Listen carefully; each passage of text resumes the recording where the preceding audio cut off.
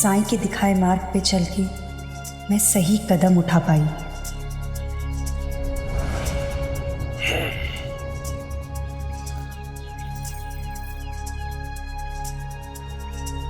अगर इन्होंने पूछा मैं इतनी सुबह सुबह कहाँ गई थी तो क्या जवाब दूंगी मैं?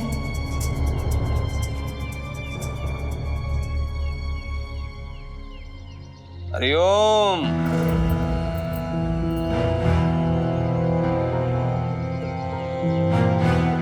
विचलित प्रतीत हो रही हो?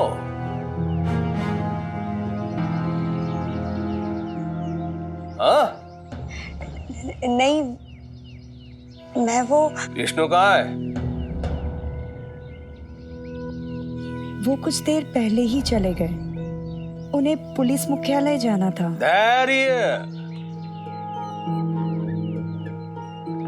धैर्य नहीं है उसके पास। चला गया। मैंने सहायता का प्रस्ताव दिया था उसे, कहा था कुछ ना कुछ प्रबंध करता हूं, लेकिन नहीं, चला गया। चलो जाने दो, दुर्भाग्य उसका।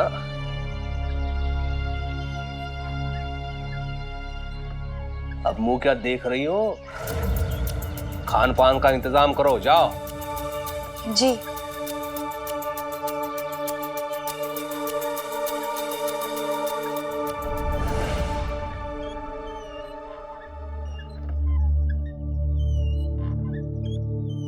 लगता है कल का गुस्सा शांत हो गया है। अच्छा मौका देख के पूछूंगी, एक दिन केशव के विद्यालय जाकर मुझसे मिल सकते हैं?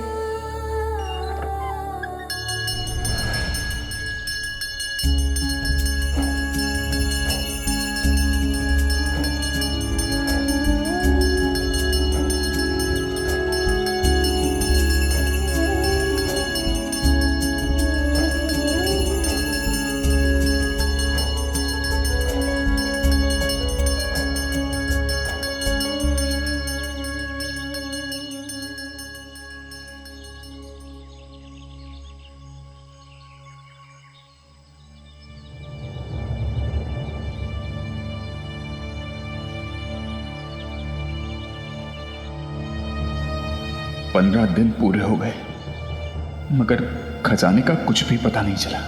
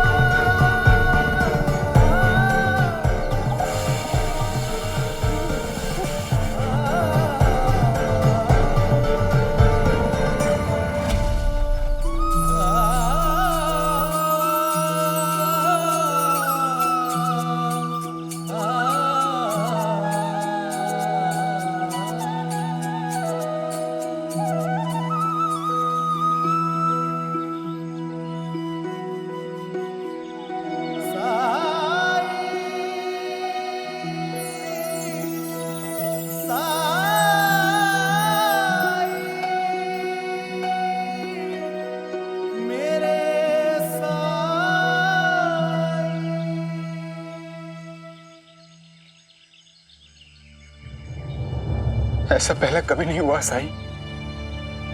पहले कभी मेरे हाथ से शंख नहीं छूटा।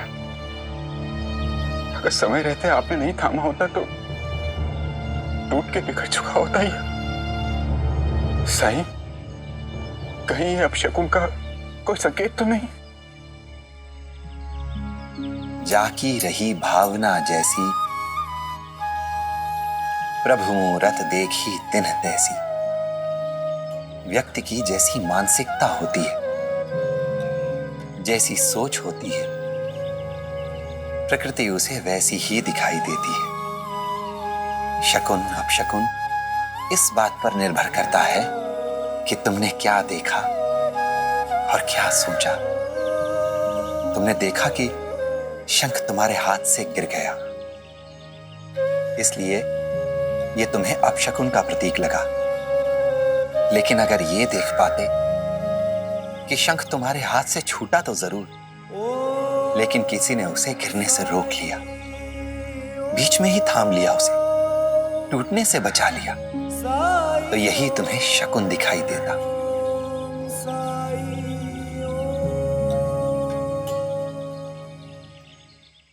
साईं, अब तो सोचने समझने की शक्ति ही नहीं रही।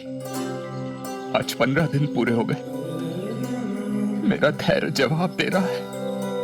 मैं नहीं जानता कि विष्णु की किस्मत में क्या लिखा है, लेकिन साईं, मेरी यमुना से मैं कैसे आंखें मिला पाऊंगा? मालसापति जी, 14 दिन तक आपने विश्वास का दामन थामे रखा, तो आज 15वें दिन उम्मीद क्यों छोड़ रहे हैं? और अभी तो 15वां दिन बीता भी नहीं। ईश्वर पर विश्वास है ना, तो इस विश्वास के सहारे आज का दिन और काट लीजिए।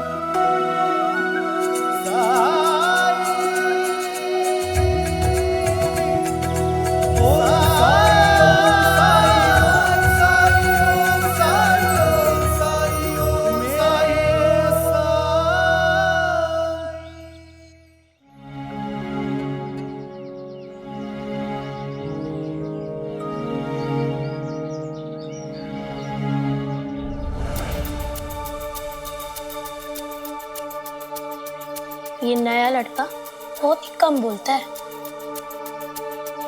तो फिर डरपोक भी होगा। और डरपोकों को परेशान करने में हमें बहुत मजा आता है।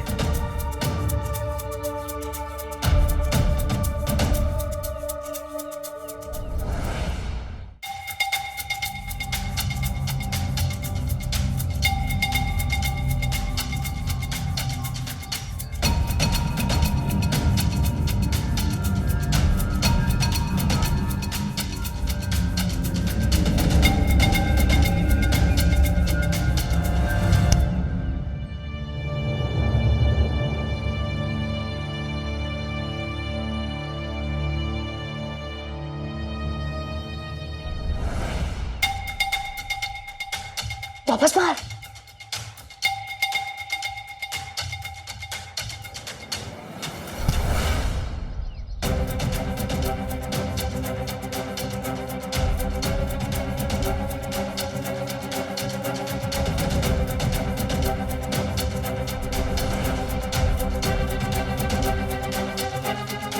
तुमने मारा? नहीं गुरुजी।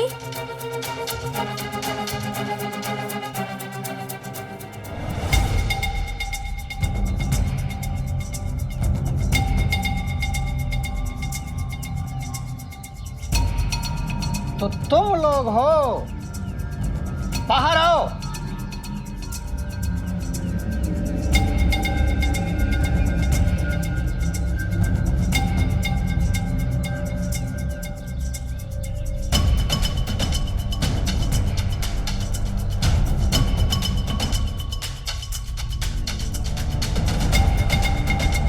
तुमने मारा? नहीं गुरुजी, हम तो पुस्तकालय में पढ़ाई कर रहे थे। हाँ गुरुजी। अच्छा, कान पकड़कर खड़े हो जाओ। लेकिन गुरुजी। चुप, जाओ।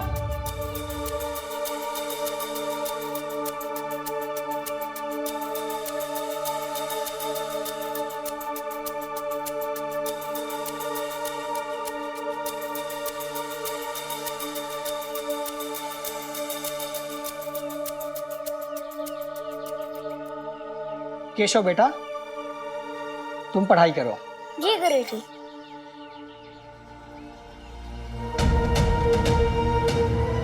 सब इस केशव के कारण हुआ है। इसे समझाना पड़ेगा। हमसे उलझने का परिणाम इसे भुगतना पड़ेगा।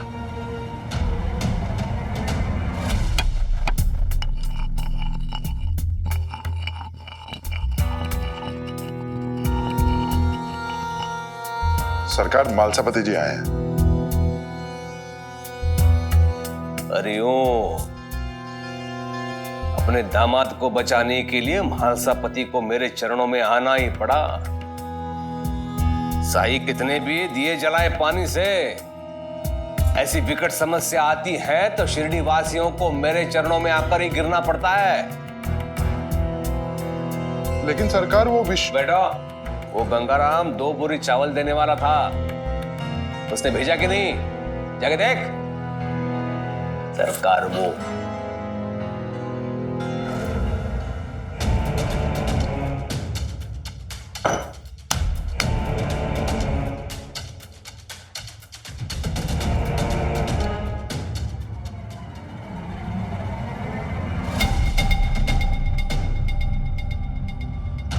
सरकार,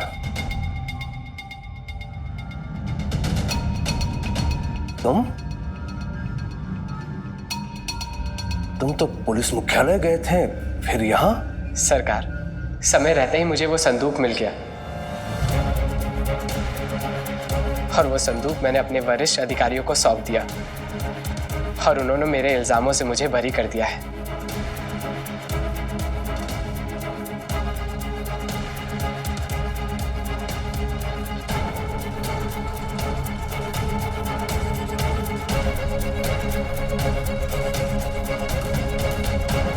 संदूक मिल गया?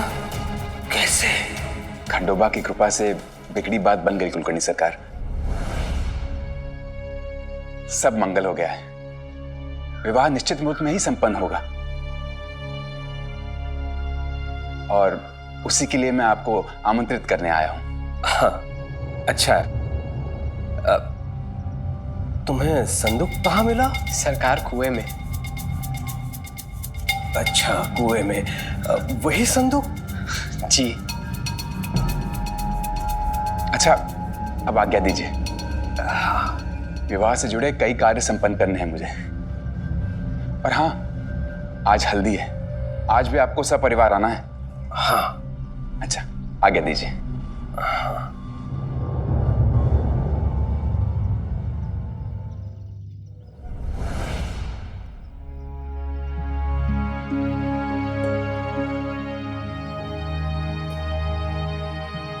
सरकार, साईं के बारे में हमारे विचार, हमारी राय गलत थी। साईं सच में एक सिद्ध पुरुष है, एक पवित्र आत्मा है, एक सच्चे संत है। जब तक मैं साईं पर शक कर रहा था, सब कुछ गलत हो रहा था।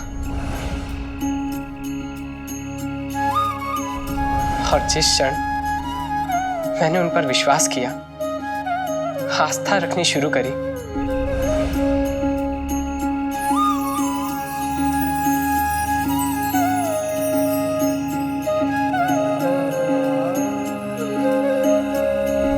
सब कुछ ठीक हो गया।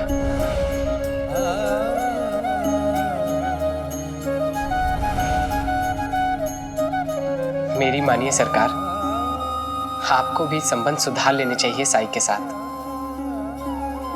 चलता हूं सरकार। हरिओम।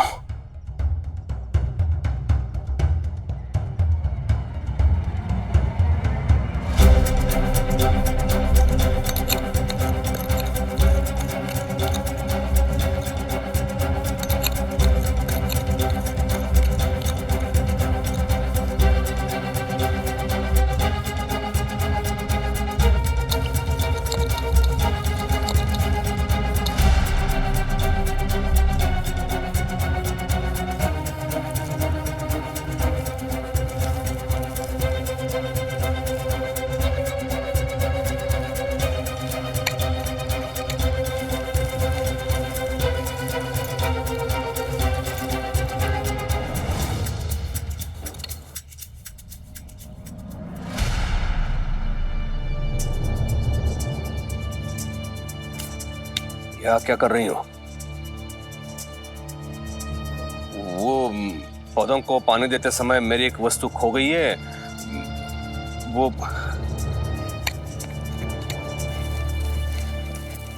मैं जानती हूँ।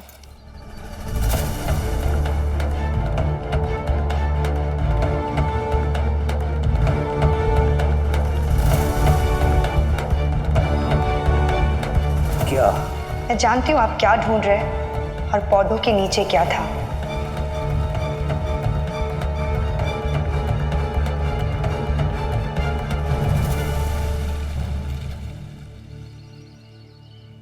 वो संदूक मैंने ही बाहर निकाला और कुएं में फेंक दिया,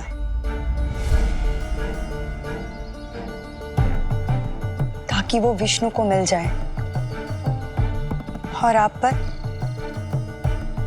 पर कोई आरोप ना आए, कोई आंच ना आए।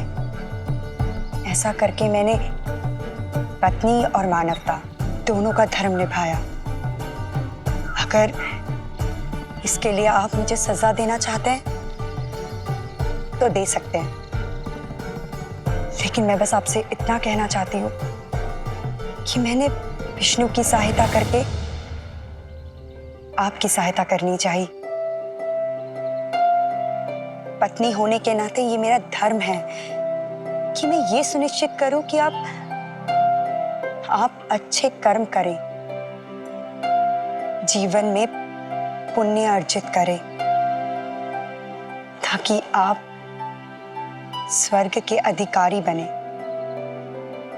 और शास्त्रों में भी तो यही कर्तव्य लिखा है ना, एक सच्ची सहधर्मचारिणी का।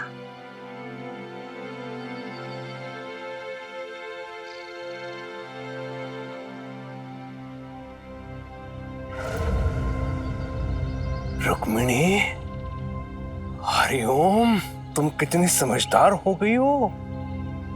तुम्हारा आकलन करने में मुझसे चूक हो गई, लेकिन तुमने भी एक चूक की है। तुम मेरी मंशा समझ नहीं पाई। तुम्हें क्या लगता है रुक्मिणी, मैं वो संदूक छुपाना चाहता था विष्णु से? कदापि नहीं। मैं तो उसकी परीक्षा ले रहा था, उसे जांच रहा था, उसकी निष्ठा। मैं ये सुनिश्चित करना चाहता था रुक्मिणी कि कहीं विष्णु ही उस संदूक को लेकर ना भागे। आखिर मैं भी अंग्रेजों का सेवक हूं, मेरा भी कुछ दायित्व है उनके प्रति, है कि नहीं? मैं स्वयं वो संदूक विष्णु को देने वाला था, लेकिन तुमने दे दी।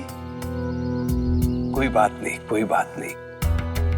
अच्छी बात यह है कि विष्णु जैसा अच्छा दामाद इस गांव को मिल रहा है। आज यमुना के घर हल्दी है, क्या दोगी उसे भेंट? मेरे पास कंगन है, वो यमुना की कलाई में बहुत अच्छा लगेगा। अवश्य देना, अवश्य देना। मैं जानती हूँ कि आप सच्चाई छुपा रहे हैं। जाओ तैयारी करो।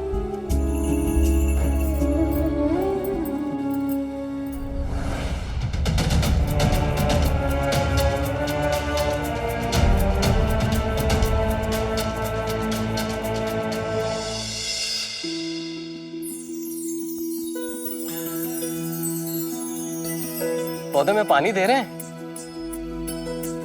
साईं, ये मेरे रिश्तेदार हैं और उनके ये मित्र हैं, पड़ोस के गांव से आए हैं। इन तक खबर पहुंची कि आपने पानी से दिए जलाए, बस आपके दर्शन के आदि हो गए। अरे मैंने कुछ भी नहीं किया, अल्लाह मालिक है। साईं, मैं नई दुकान खोलने जा रहा हूँ, मुझे आपका आशीर्वाद दीजिए। राम जी भला करें, उन पर श्रद्धा रखो, सबूरी रखो। साईं, आपने भी तो ईश्वर की तरह कई सारे चमत्कार किए हैं, आपके लिए कुछ भी असंभव नहीं है। क्या असंभव? और क्या संभव, ये तो आपके उद्देश्य, आपकी इच्छा शक्ति पर निर्भर करता है। अगर आपके सामने एक बड़ा पर्वत आ जाए और आपकी इच्छा शक्ति इतनी बड़ी ना हो तो उसे पार करना आपको असंभव लगेगा। लेकिन अगर आपकी इच्छा शक्ति प्रबल है तो आप उसे एक चुनौती की तरह स्वीकार करेंगे और उसे पार भी करेंगे। मैं असंभव को संभव नहीं करता, बल्कि तुम्हारी नजर में जो असंभव लगता है मैं तो सिर्फ ये दिखाता हूं कि वो संभव है, ताकि तुम अपने विचारों की सरहदों से बाहर निकलने का रास्ता ढूंढ सको। तंदू जल्दी सजा दे, लड़के वाले आते होंगे। काका, हाँ काका, विष्णु जीजा जी आ गए। अच्छा,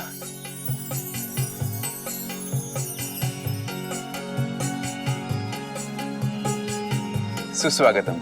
मुझसे बिना पूछे शादी तय कर दी, वो भी ऐसे घर में। आइए आइए, पधारिए। ये कैसी व्यवस्था की है? बैठिए।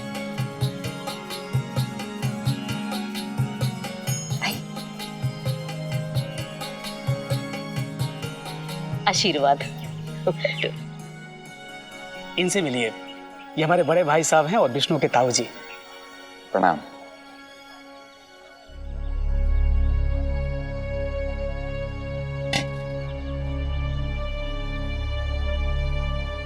रुको,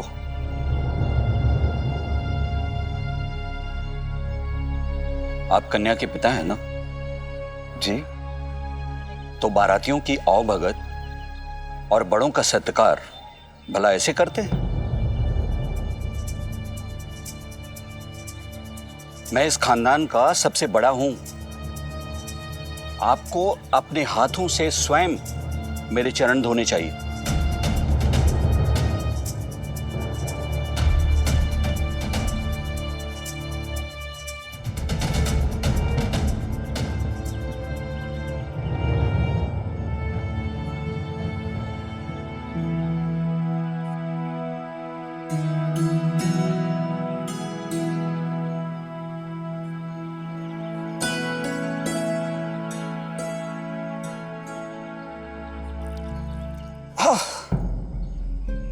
इतना ठंडा पानी, इन्होंने गर्म पानी की भी व्यवस्था नहीं की।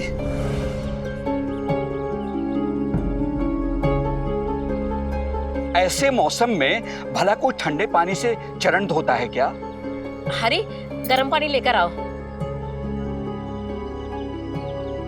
ताऊ जी ऐसा क्यों कर रहे हैं?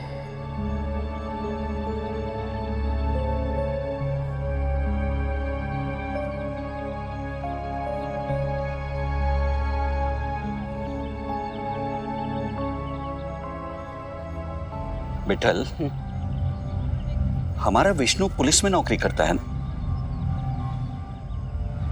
उसके विवाह में घर की ऐसी सजावट, इससे लाख गुना अच्छी सजावट और धूमधाम तो अपने मुनीब जी के बेटे की शादी में थी। कहाँ ले आए?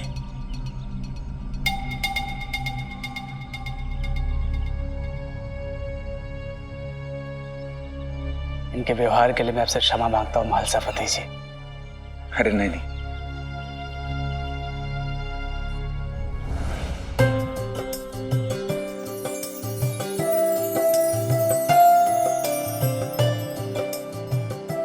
अरे वहीनी, पधारिए। कुलकर्णी सरकार नहीं आए? वो विवाह में अवश्य आएंगे। अच्छा।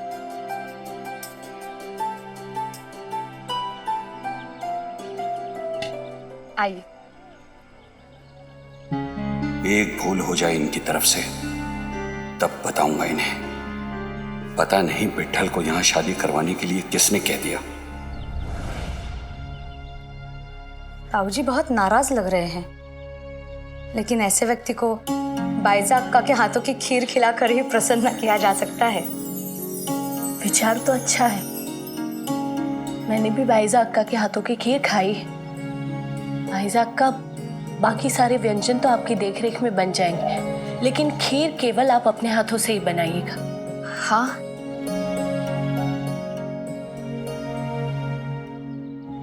हाँ तो कर दी मैंने, लेकिन विवाह की बात है, अगर कोई भूल चूक हो गई तो?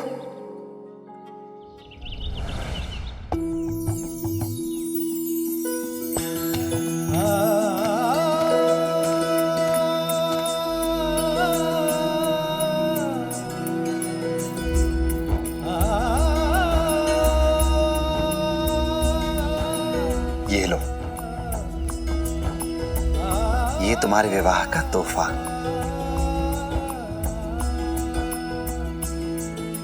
बहुत सुंदर।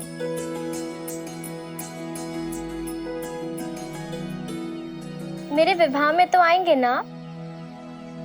विवाह में भला मेरा क्या काम?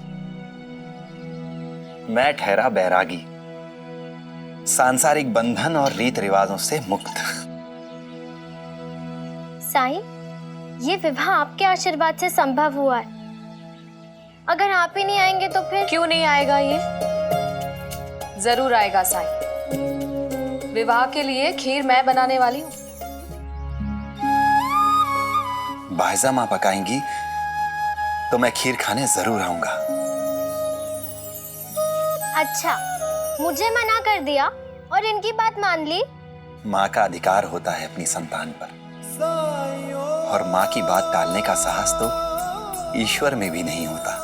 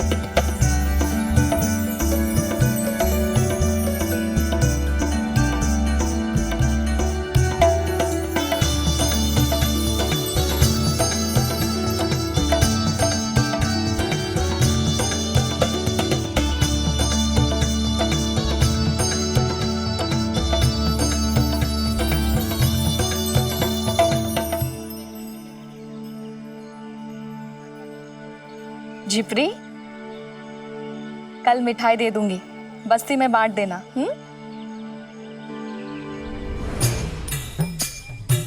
इस जिपरी का तो हम बाल भी बाका नहीं कर पाए पंता जी। इसका मुंह देखकर मुझे तो मिठाई खाने का मन भी नहीं करेगा। पंता जी, मेरे दिमाग में एक योजना है। मेरे घर में ऐसी दवा है जो खाने में मिला दी तो सबकी तबीयत खराब हो जाएगी।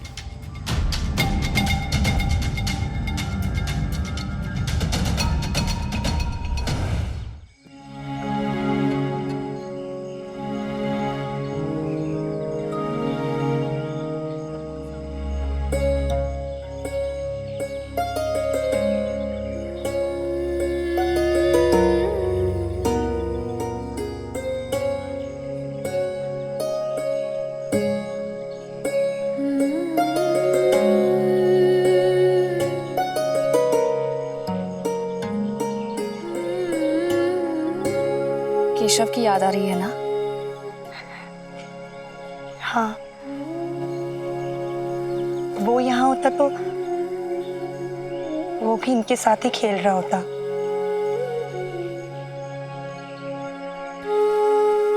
आपकी पीड़ा समझ सकती हूँ मैं, लेकिन जब कभी आपका मन उदास हो, आपको उसकी याद आए तो आप हमारे घर आ जाइए। तात्या भी तो आपके बेटे जैसा ही है।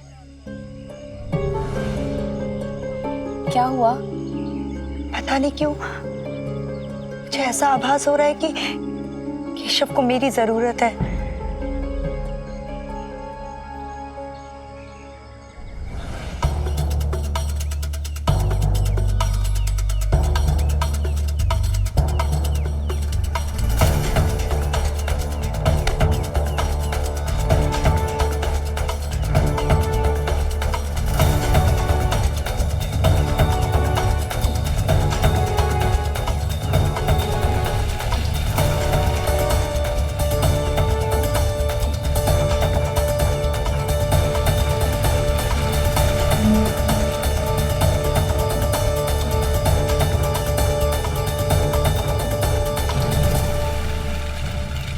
पंडित यहाँ पढ़ने आया है ना?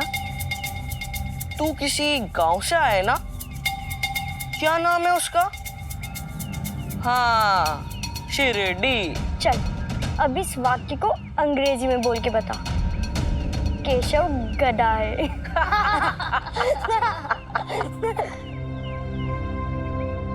तुम सब केशव बहुत बुरे हो। हाँ वो तो है।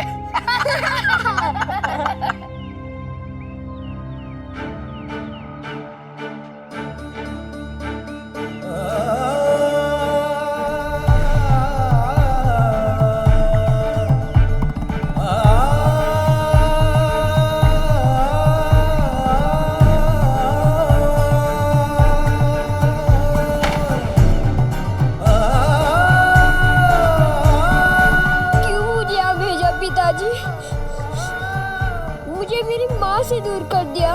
मुझे इस विद्यालय से नफरत है और आप भी बहुत बुरे हैं, बिल्कुल इन्हीं की तरह।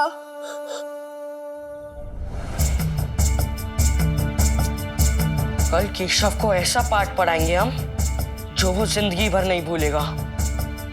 कल के बाद उसकी शक्ल नहीं देखनी पड़ेगी हमें। कल इन सबको मजा चखाऊंगा। ये शादी नहीं होनी चाहिए थी। इतने छोटे घर की लड़की हमारे घर की बहू नहीं बननी चाहिए थी। एक मौका मिल जाए तो इन लड़की वालों को इनकी औकात बता कर ही जाऊंगा।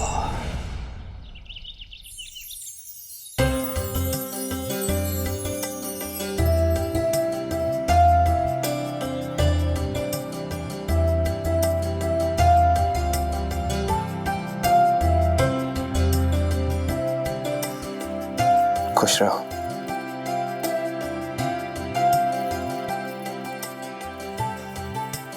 यमुना, जाओ सबसे आशीर्वाद ले लो ताकि तुम्हारा वैवाहिक जीवन हमेशा खुशमय और मंगलमय है। जी बाबा। जाओ। सुखी रहो।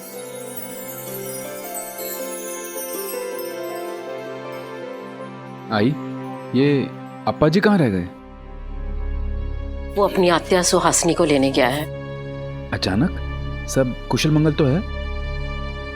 आप तो जानते ही हैं सब। अब ऐसे मौके पे बात करना अच्छा नहीं लगता।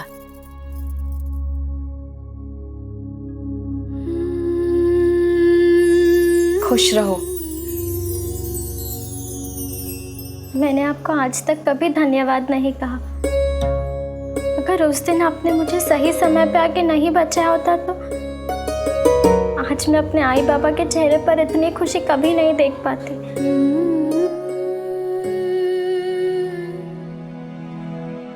मैंने जो कहा याद है ना तुम्हें? हमेशा विश्वास रखना साईं पर। साईं कृपा से कुछ भी असंभव नहीं है, सब संभव है।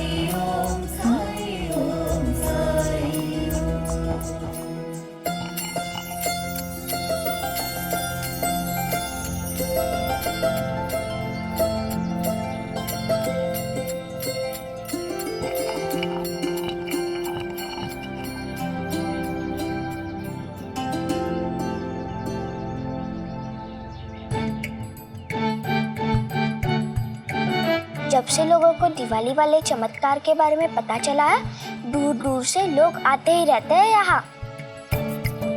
हर समय तांता सा लगा हुआ रहता है द्वारका माई में।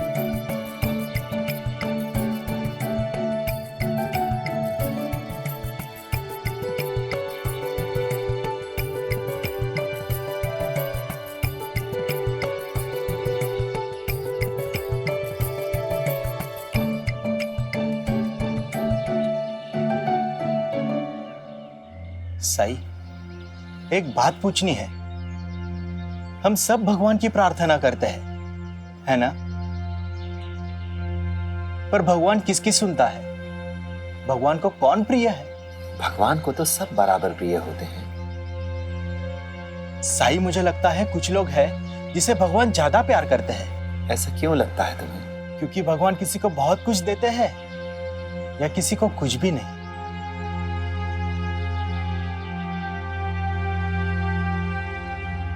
भगवान क्या है ये जानते हो? एक ऐसी शक्ति जिससे हम सब जन्मे हैं, जिसमें कोई दोष नहीं। और अगर हम ईश्वर में ही दोष ढूंढने लगे तो हम ईश्वर की परिभाषा को नकार रहे हैं, है कि नहीं? आस्था या तो संपूर्ण होती है या फिर होती ही नहीं है। जहां आस्था होती है वहां शक की कोई गुंजाइश नहीं, और जहां शक हो वहां आस्था का कोई अस्तित्व नहीं। तुमने क्या खोया, क्या पाया, किसी को क्या मिला जो तुम्हें नहीं मिला? अगर तुम इस पैमाने पर ईश्वर को तौलोगे तब तो ये स्वार्थ है, सौदा है ये। इससे तो अच्छा है कि तुम ईश्वर को मानो ही नहीं। लेकिन अगर ईश्वर को मानते हो तो फिर इस इच्छा के साथ मानो कि तुम उससे प्रेम करते हो, दिन चाहे अच्छे हो या फिर बुरे। ईश्वर के लिए तुम्हारा प्रेम, ईश्वर के प्रति तुम्हारा विश्वास, तुम्हारी श्रद्धा वो कभी कम ना हो। और आस्था की इसी संपूर्णता को प्राप्त करना जीवन जीने का सही मार्ग है। और जिस दिन तुम अपनी मंजिल तक पहुंच गए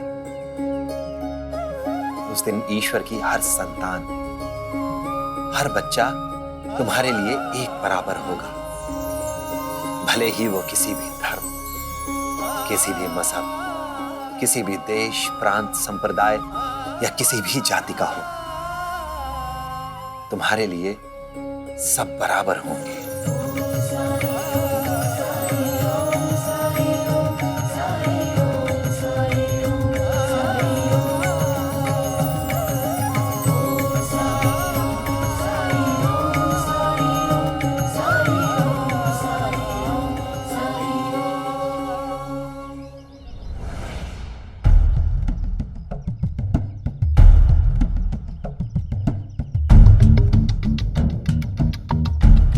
ये देर तक सोता रहता है।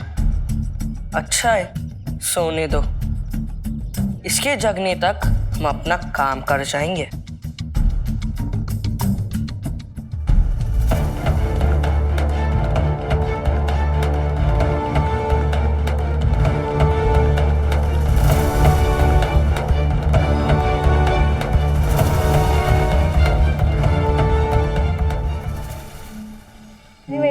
नमस्कार, आइए।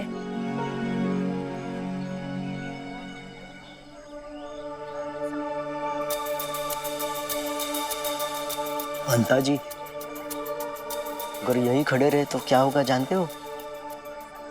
पैर दुखने लगेंगे। मूर्ख, अगर यहीं खड़े रहे तो झिपड़ी की बस्ती में कैसे जा पाएंगे हम? कल से हम यहाँ बेकार के काम में उलझे पड़े। मालसापति जी, बोलो। झिपरी के बस्ती में जो लड्डू भिजवाने थे वो तैयार है। आज तो मौका खुद हमारे पास चल के आया है। अच्छा, इस थाल को यहाँ रख दो, मैं किसी को भेजता हूँ। जी।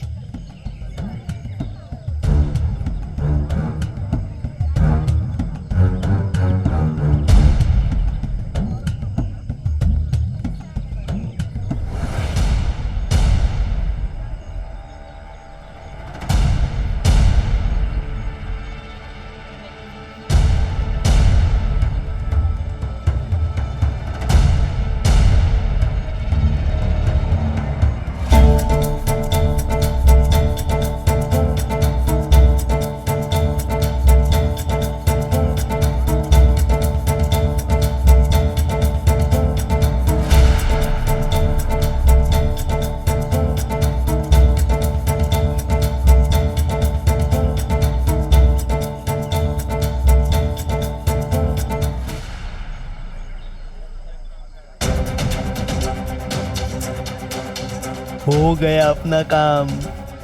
उस साई के चमत्कार से झिपरी की बस्ती वालों ने दिवाली क्या मना ली, पैर ही नहीं पड़ रहे उनके जमीन पर। अब अकल आएगी उनके ठिकाने पे।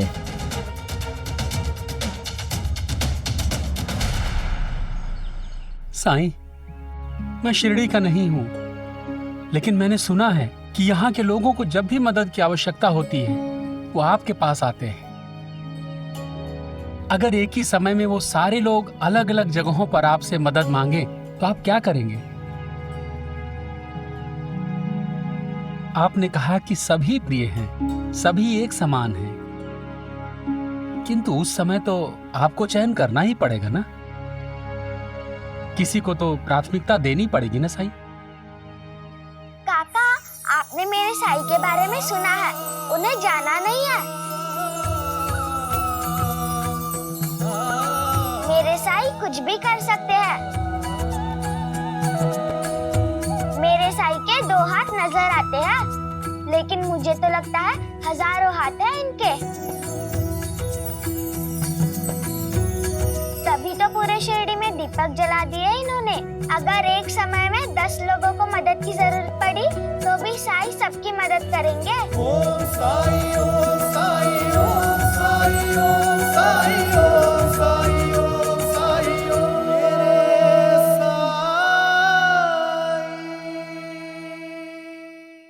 ऐसे और भी मजेदार वीडियो के लिए हमारे चैनल को लाइक, शेयर और सब्सक्राइब करें।